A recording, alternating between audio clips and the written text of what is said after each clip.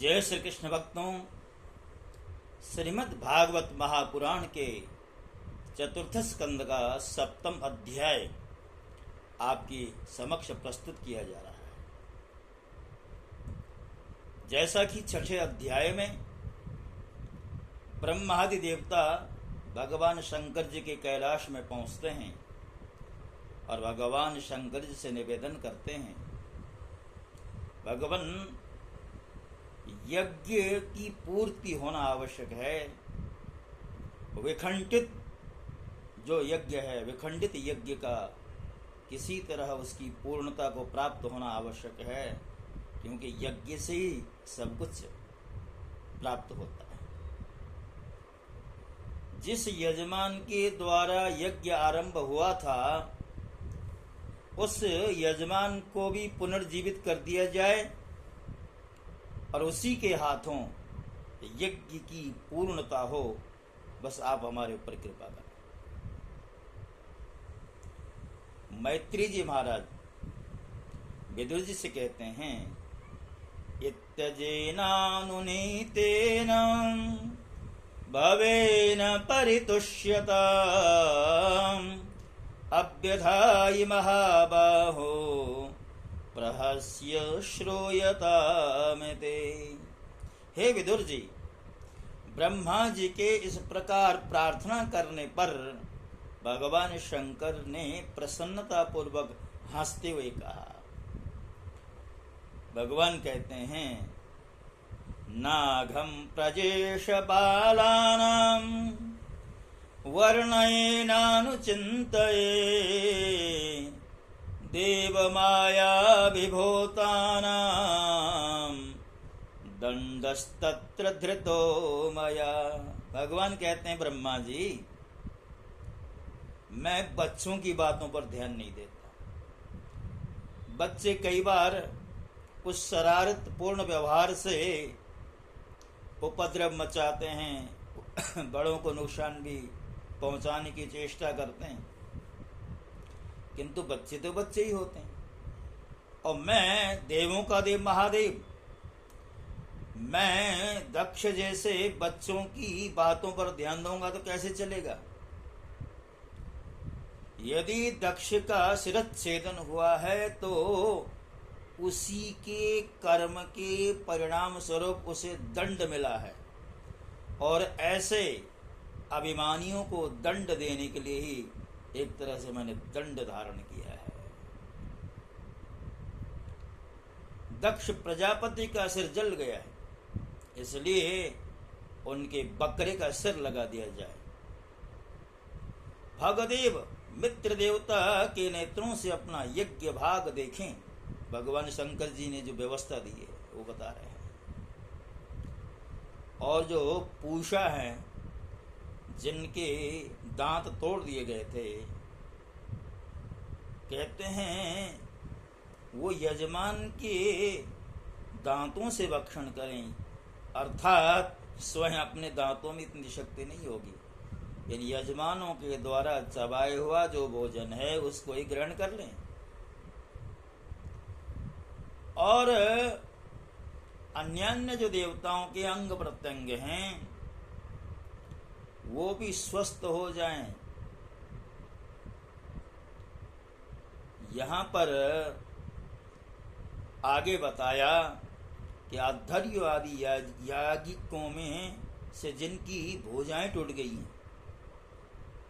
वे अश्विनी कुमार की भुजाओं से, और जिनके हाथ नष्ट हो गए हैं वे पूषा के हाथों से काम कर रहे हैं, अर्थात परावलंबी बना दिया है।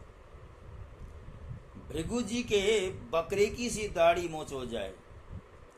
जिन भृगु जी ने अपनी दाढ़ी और मूंछ ऐंठते हुए भगवान शंकर के अपमान पर हास्य किया था, हंसी उड़ाई थी, उनके लिए व्यवस्था दी गई है।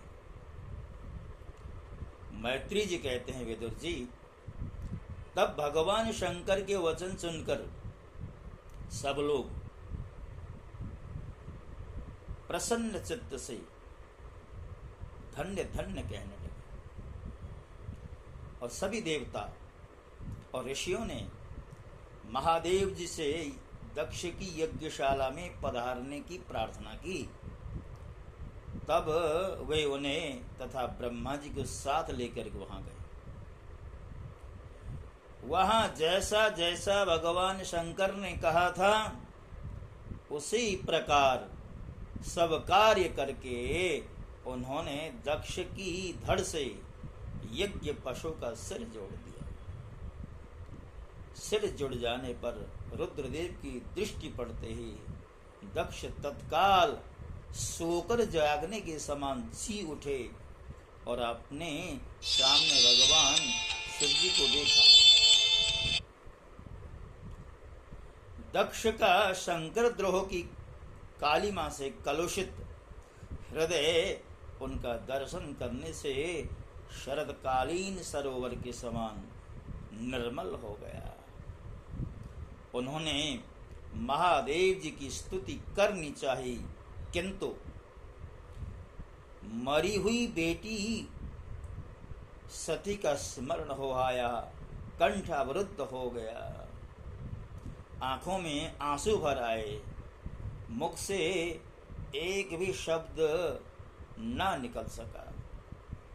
प्रेम से बहुफल परम बुद्धिमान प्रजापति ने जैसे तैसे अपने हृदय के आवेग को रोककर विशुद्ध भाव से भगवान शंकर जी की स्तुति करनी आरंभ की। दक्ष ने कहा, भगवान, मैंने आपका अपराध किया था, किंतु आपने उसके बदले में मुझे दंड के द्वारा शिक्षा देकर बड़ा ही अनुग्रह किया है। अहो, आप और श्री हरि तो आचारहीन नाम मात्र के ब्राह्मणों की भी उपेक्षा नहीं करते, फिर हम जैसे यज्ञ याग आदि करने वालों को क्यों भूलेंगे?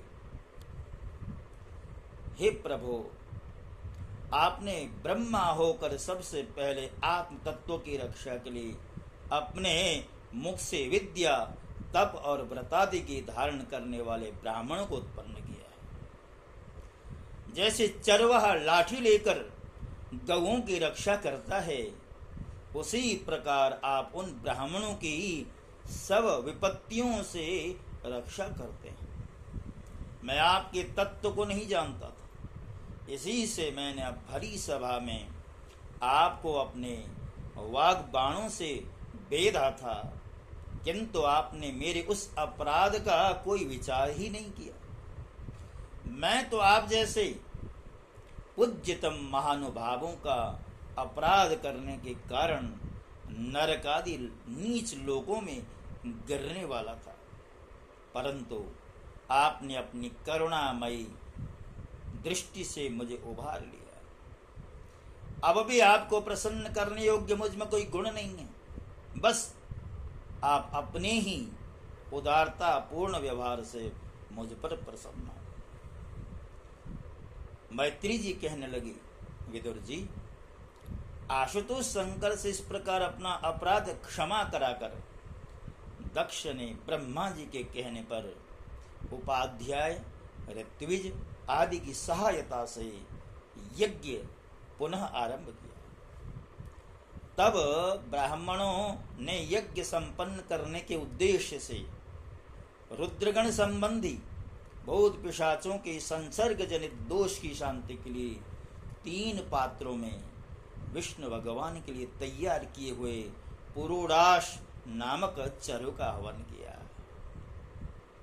विदुर जी, उस हवि को हाथ में लेकर खड़े हुए अधर्यों के साथ यजमान दक्ष ने ज्यों ही विशुद्ध चित्त से श्री हरि का ध्यान किया, त्यों ही सहसा भगवान वहां प्रकट हो गए। बृहत एवं रथंतर नामक साम स्तोत्र जिनके पंख हैं, उन गरुड़ जी के द्वारा समीप लाए हुए भगवान ने 10 दिशाओं को प्रकाशित किया। उनका श्याम वर्ण था, कमर में स्वर्ण की करधनी तथा पीतांबर सुशोभित थे, सिर पर सूर्य के समान देदीप्यमान मुकुट चमक रहा था। मुख कमल भंवरों के समान नीली अलकावली और कांतिमय कुंडलों से शोभायमान था। उनकी सुवर्णमय आभूषणों से विभूषित 8 भुजाएं थी, जो भक्तों की रक्षा के लिए सदा तत्पर रहती थी। 8 भुजाओं में वे शंख, पद्म, चक्र, बाण, धनुष, गदा, खड्ग और ढाल लिए हुए थे तथा इन सब आयुधों के कारण वे फूले हुए कनेर के वृक्ष के समान जान पड़ते थे। प्रभु के हृदय में श्रीवत्स का चिन्ह था और सुंदर वनमाला सुशोभित थी। वे अपने उदार हास और लीलामय कटाक्ष से सारे संसार को आनंद मग्न कर रहे थे। पार्षद गण दोनों ओर राजहंस के समान सफेद पंखे और चंवर डुला रहे थे। भगवान के मस्तक पर चंद्रमा के समान शुभ्र छत्र शोभा दे रहा था। भगवान पधारे हैं यह देखकर इंद्र, ब्रह्मा और महादेव जी आदि देवेश्वरों सहित समस्त देवता, गंधर्व, ऋषि आदि ने सहसा खड़े होकर उनको प्रणाम किया, अभिवादन किया। उनके तेज से सबकी कांति फीकी पड़ रही थी और स्तुति करें कैसे करें, तो कहने लगे हे सबकी जुआ लड़खड़ा रही, वे सबके सब शक पका रहे हैं और मस्तक पर अंजलि बांधकर भगवान के सामने खड़े हो गए। यद्यपि भगवान की महिमा तक ब्रह्मा आदि की मति भी नहीं पहुंच पाती, यानी कोई भी भगवान की महिमा तक नहीं पहुंच सकता, वहां तक पहुंचने की सामर्थ्य किसी के पास नहीं होती, तो भी भक्तों पर कृपा करने के लिए दिव्य रूप में प्रकट हुए श्री हरि की वे अपनी अपनी बुद्धि के अनुसार स्तुति करने लगे। सबसे पहले प्रजापति दक्ष एक उत्तम पात्र में पूजा की सामग्री ले नंद सुनंद आदि पार्षदों से घिरे हुए प्रजापतियों के परम गुरु भगवान यज्ञेश्वर के पास गए और अति आनंदित हो विनीत भाव से हाथ जोड़कर प्रार्थना करने लगे। दक्ष ने कहा, भगवान, अपने स्वरूप में आप बुद्धि की जागृत आदि संपूर्ण अवस्थाओं से रहित, शुद्ध, चिन्मय, भेद रहित अतएव निर्भय हैं। आप माया का तिरस्कार करके स्वतंत्र रूप से विराजमान हैं, तथापि जब माया ही जीव भाव को स्वीकार कर उसी माया में स्थित हो जाते हैं, तब अज्ञानी से दिखने लगते हैं। ऋत्विजों ने भी उन यज्ञ भगवान की स्तुति की है। सदस्यों ने भी भगवान की स्तुति करते हुए कहा, जीवों को आश्रय देने वाले प्रभु, जो अनेक प्रकार के क्लेशों के कारण अत्यंत दुर्गम हैं, जिसमें काल रूप भयंकर सर्प ताक में बैठा हुआ है, द्वंद्व रूप अनेकों गढ़े हैं, दुर्जन रूप जंगली जीवों का भय है तथा शोक रूप दावानल धधक रहा है। रुद्र ने कहा, वरदायक प्रभु, आपके उत्तम चरण इस संसार में सकाम पुरुषों को संपूर्ण पुरुषार्थों की प्राप्ति कराने वाले हैं। भृगु महाराज ने भी स्तुति की, आपकी गहन माया से आत्मज्ञान लुप्त होने के कारण जो अज्ञान निद्रा में सोए हुए हैं, वे ब्रह्मादि देहदारी आत्मज्ञान में उपयोगी आपके तत्व को अभी तक नहीं जान सके। इंद्र ने भी अपनी ओर से भगवान यज्ञ की प्रार्थना करी है और जो यज्ञ पत्नियां थी उन्होंने भी कहा, भगवान, ब्रह्मा जी ने आपके पूजन के लिए ही इस यज्ञ की रचना की थी, परंतु दक्ष पर कुपित होने के कारण इसे भगवान पशुपति ने अब नष्ट कर दिया है। ऋषियों ने भी यज्ञ भगवान की प्रार्थना की। भगवान आपकी लीला बड़ी ही अनोखी है, क्योंकि आप कर्म करते हुए भी उनसे निर्लेप रहते हैं। सिद्धों ने कहा, प्रभु यह हमारा मन रूप हाथी नाना प्रकार के क्लेश रूप दावानल से दग्ध हो रहा है। यजमानी यानी दक्ष की पत्नी कहती हैं कि सर्व समर्थ परमेश्वर आपका स्वागत है, मैं आपको नमस्कार करती हूँ, आप मुझ पर प्रसन्न हो। लोकपालों ने कहा, अनंत परमात्मन आप समस्त अंतःकरणों के साक्षी हैं। योगेश्वरों ने कहा, प्रभु जो पुरुष संपूर्ण विश्व के आत्मा आप में और अपने में कोई भेद नहीं देखता, उससे अधिक प्यारा आपको कोई नहीं। सुंदर बात बताई है। ब्रह्मा जी कहते हैं कि नमस्ते स्थित तत्व सत्वाय धर्मादीनां च सूतये निर्गुणाय च यत्काष्ठाम नाहम वेदा परेपि च। कहते हैं वेदों ने ही ब्रह्म का रूप धारण किया। वेद कहते हैं आप ही धर्मादि की उत्पत्ति के लिए शुद्ध सत्य को स्वीकार करते हैं, तब साथ ही आप निर्गुण भी हैं। अग्नि ने भी भगवान की प्रार्थना की। अग्निदेव कहते हैं भगवान आपकी ही तेज से प्रज्वलित होकर मैं श्रेष्ठ यज्ञों में देवताओं के पास घृत मिश्रित हवि पहुंचाता हूं। देवताओं ने प्रार्थना की, कहा कि आप आदि पुरुष हैं, पूर्व कल्प का अंत होने पर अपने कार्य रूप इस प्रपंच को उदर में लीन कर आपने ही प्रलयकालीन जल के भीतर शेष नाग की उत्तम सैया पर शयन किया था।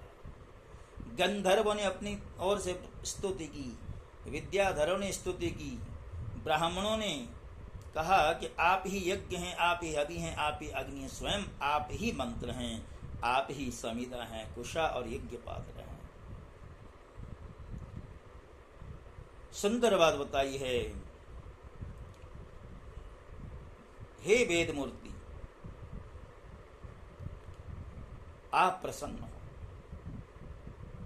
मैत्री जी कहते हैं कि अंत में दक्ष ने स्तुति करते हुए कहा, हे यज्ञेश्वर, जब लोग आपके नाम का कीर्तन करते हैं तब यज्ञ के सारे विघ्न नष्ट हो जाते हैं। हमारा यह यज्ञ स्वरूप सत्कर्म नष्ट हो गया था, अतः हम आपके दर्शनों की इच्छा कर रहे थे, अब आप हम पर प्रसन्न हो जाइए। मैत्री जी कहते हैं, विदुर, जब इस प्रकार सब लोग यज्ञ रक्षक भगवान ऋषिकेश की स्तुति करने लगे, तब परम चतुर दक्ष ने रुद्र पार्षद वीरभद्र के ध्वंस किए हुए यज्ञ को फिर आरंभ कर दिया। सर्वांतर्यामी हरि यूं तो सभी के भागों के भोक्ता है, तथापि त्रिकपाल पुरुषाश रूप अपने भाग से और भी प्रसन्न होकर उन्होंने दक्ष को संबोधन करके कहा। भगवान ने कहा कि जगत का परम कारण मैं ही ब्रह्मा और महादेव हूं। मैं सबका आत्मा, ईश्वर और साक्षी हूं, स्वयं प्रकाश और उपाधि शून्य हूं। दक्ष, अपनी त्रिगुणात्मिका माया को स्वीकार करके मैं ही जगत की रचना, पालन और संहार करता हूं, और मैंने ही उन कर्मों के अनुरूप ब्रह्मा, विष्णु और शंकर ये नाम धारण किए। ऐसा जो भेद रहित विशुद्ध पर ब्रह्म स्वरूप मैं हूं, उसी में अज्ञानी पुरुष ब्रह्मा, रुद्र तथा अन्य समस्त जीवों को विभिन्न रूपों में से देखता हूं। जिस प्रकार मनुष्य अपने सिर, हाथ आदि अंगों में ये मुझसे भिन्न है, ऐसी बुद्धि कभी नहीं करता, उसी प्रकार मेरा भक्त प्राणी मात्र को मुझसे भिन्न नहीं देखता। ब्रह्मन, ब्रह्मा, विष्णु और महेश्वर तीनों स्वरूपतः एक ही हैं, और हम ही संपूर्ण जीव स्वरूप हैं। अतः जो हमसे कुछ भी भेद हम में नहीं देखता, वही शांति प्राप्त करता है। मैत्री जी कहते हैं, भगवान किस प्रकार आज्ञा देने पर प्रजापतियों के नायक दक्ष ने उनका त्रिकपाल यज्ञ के द्वारा पूजन करके फिर अंगभूत और प्रधान दोनों प्रकार के यज्ञों से अन्य सब देवताओं का अर्चन किया। फिर एकाग्र चित्त हो भगवान शंकर का यज्ञ शेष रूप उनके भाग से यजन किया तथा समाप्ति में किए जाने वाले उदवसान नामक कर्म से अन्य सोमपाई एवं दूसरे देवताओं का यजन कर यज्ञ का उपसंहार किया। अंत में ऋत्विजों के सहित अवव्रत स्नान किया। फिर जिन्हें अपने पुरुषार्थ से ही सब प्रकार की सिद्धियां प्राप्त थीं, उन दक्ष प्रजापति को तुम्हारी सदा धर्म बुद्धि रहे ऐसा आशीर्वाद देकर सब देवता स्वर्ग को चले गए। विदुर जी, सुना है कि दक्ष सुता सती ने इस प्रकार अपना पूर्व शरीर त्याग कर फिर हिमालय की पत्नी मेना के गर्भ में जन्म लिया।